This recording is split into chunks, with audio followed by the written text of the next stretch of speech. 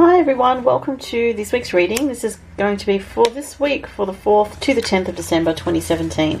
So this week I'm going to do it a little bit differently with the cards. Normally I pull 3 tarot cards and an extra oracle card, but this week I'm just going to pick 3 different oracle cards from 3 different decks. So the first one is from the chakra reading cards that I'll be pulling, and then there'll be actually Eternal Crystal, one card from the Eternal Crystal Oracle after that, and then one card from the beautiful Sacred Traveller Oracle cards by Denise Lynn. Alright, so firstly the astrology for this week. So we've just come off that full moon in Gemini, which was pretty heady and fairly busy, so people might have been quite busy over the weekend. May have been taking like a short trip somewhere, or you may have had a lot of thinking going on, a lot of sorting going on. There might have been some confusion for some people as well, and I spoke about why that was last week. But this week, as we come off that full moon, there can be feelings of a little bit feeling mentally drained. And also we have Mercury retrograde at the moment on the anaretic degree, which is the very last degree. So 29 degrees of Sagittarius there. So with Mercury retrograde on that 29 degree of Sagittarius, I would say, you know, be aware of Mercury retrograde issues at the moment, especially because it's on that last degree there of Sagittarius. So, you know, speaking without thinking could be a problem the beginning of this week, and overcommitting to things, taking on more than you can handle this week would not be a good thing. It will retrograde as far back as 13 degrees of Sagittarius before it goes direct, and that doesn't happen for a couple of weeks. So in this next 2-week period, things to be aware of are the usual Mercury retrograde issues, like you know, there can be problems with your technology, computer issues. It can be a good time to do virus scans on your computer with this energy, with the Mercury retrograde. If you do have Mercury retrograde in your own chart, you can hear from people from the past often with this influence, and it is a time generally of reevaluating plans and sort of thinking about you know, the short-term future and what you're doing. Speaking of such, I'm just going to mention now, while I think of it, that my store closes for readings in December for the December holiday period, for the Christmas period. So if you would like a reading, it's going to be, you know, so that if you're worrying about missing out over the Christmas period. I'm not sure how long I'm going to be closed for at this point. It could be at least three or 4 weeks or so. I definitely need a break because I've been doing so many readings, and as much as I love doing readings, everyone needs a break. So yeah, I'm going to be closing my store on around roughly in the next couple of weeks. So it's going to be around, I haven't decided the exact date, but around the 13th to the 15th I'll be closing. So if you wanted a reading, best to book in before that date. And I just mentioned that while I remembered, because I was talking about Mercury retrograde. Anyway, so, you know, with your plans and anything serious like buying large purchases like a car, or, you know, anything to do with signing a lease, or, you know, or even buying a house or something, you know, a significant item, definitely double check details. Anything to do with contracts as well, you want to double check. And also I would even say, be mindful of what you post on social media these days, because especially with Mercury retrograde, people can post and then regret, and you know, sometimes it's deleted but people have already seen it. So yeah, something to think about this week for sure, and the next couple of weeks. Now, Wednesday and Thursday this week, there's an interesting aspect between Mars in Libra and Saturn in Sagittarius. There is a harmonious aspect called a sextile. Now, that's interesting because I feel like that's relating to justice issues. You know, Mars in Libra can be about, you know, people that are warriors for justice and, you know, for what's important in this world of, you know, fighting for fairness, fighting for equality, people's rights, human rights. And sextiling Saturn in Sagittarius, that could indicate, you know, justice and achieving some kind of justice in situations where, you know, wrongs can be righted and that sort of thing. So that's a really positive aspect Wednesday, Thursday. On a more personal level, you may feel like if you have, you know, built up good karma, that it sort of manifests for you this Wednesday or Thursday. If you are someone that, you know, generally tries to live with integrity and do the right thing, you might feel that positive energy around Wednesday and Thursday. Interestingly, on Sunday, Mars moves out of Libra into Scorpio. So, wow. You know, Mars is very powerful when placed in the sign of Scorpio. It can on a darker side be a little bit controlling and a bit overbearing in some way.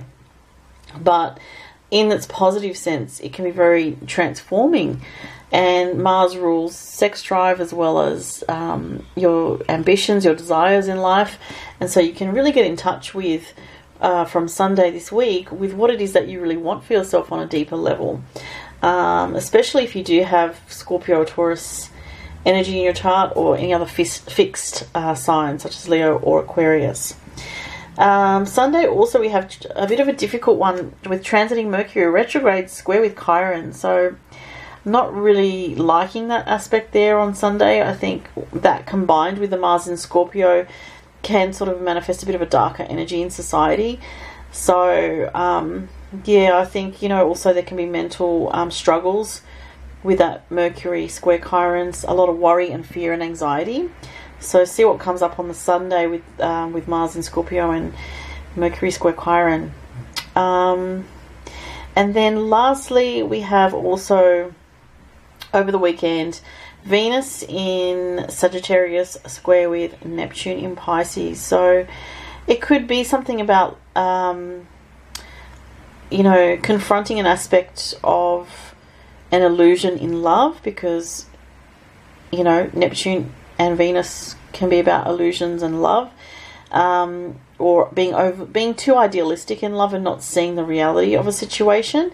Something like that can come up, or for some people it could be related to finances as well. Let's have a look at the cards. That's the astrology done, and see what we've got this week.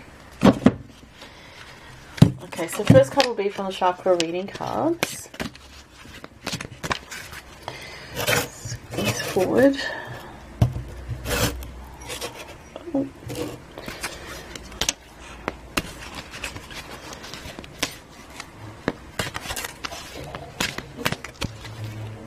Okay.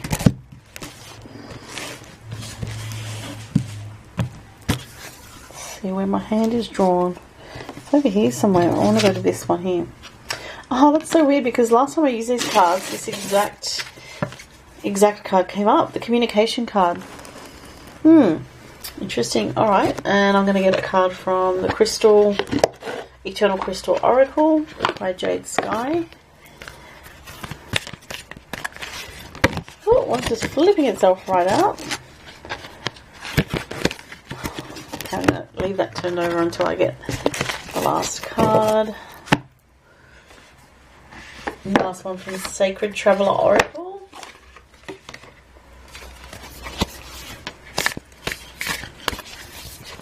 Oh, almost flipped out, not quite.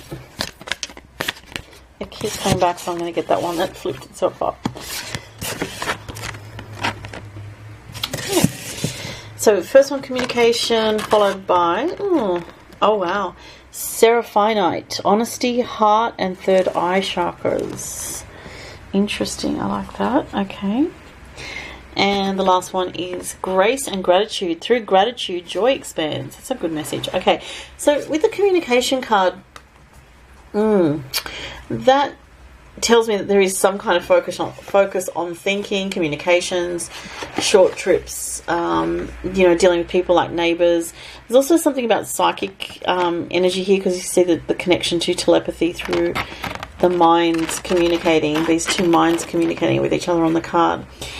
And 2 + 1 in numerology makes a 3, which is related to, in astrology, the third house, which is, as I said, about short trips and communications, dealing with siblings, neighbours, your community, getting out and about, making short trips and journeys, and general communications, text messages, you know, phone calls, Skype, things like that. Okay, even receiving letters in the mail.